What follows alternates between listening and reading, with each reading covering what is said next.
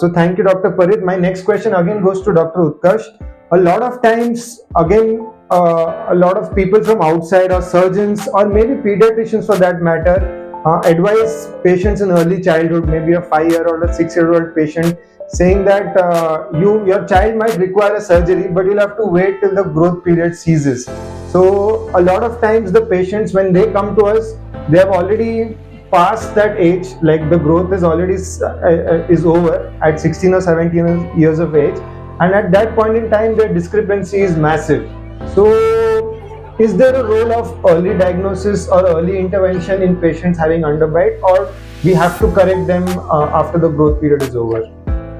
So very good question, Dr. Jugal. I would like to first enumerate few treatment options that are available for the patients who come to us with underbite. Okay. We'll divide it into non-growers versus growers. If the patient is a grower, if he comes to us during early teenage or maybe 11, 12 or 13 years of age, we can ask the patient or advise the patient for some growth modulation treatment along with braces and or aligners.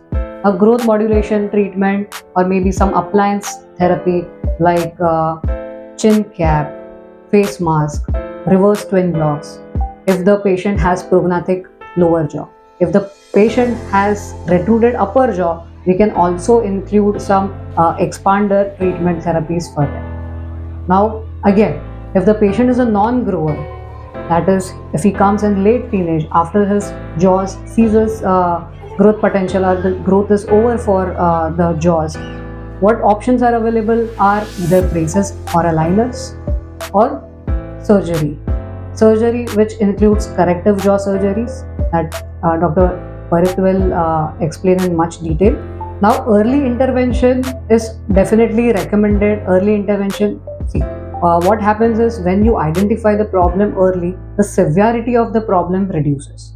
So definitely if the patient comes to us early in age, that is early teenage, we can advise some non-invasive procedures for that. But the patient does not turn up early in age, then only treatment options left would be surgical intervention.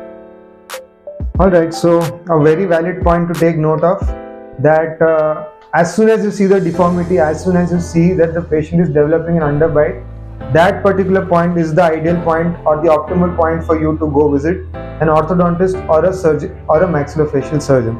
So my next question would be thrown to Dr. Parit. Like we have been speaking about underbite, a lot of it is either the reason of the underbite could be dental related, that is there is a change in the angulation or the proclination of the teeth, or it could also be because of malalignment or misalignment of the jaws. So what are the cues that we can take, or what are the symptoms, or what do we see in a patient to classify it as a dental underbite or a skeletal underbite, and what are the different treatments for a dental underbite versus a skeletal underbite?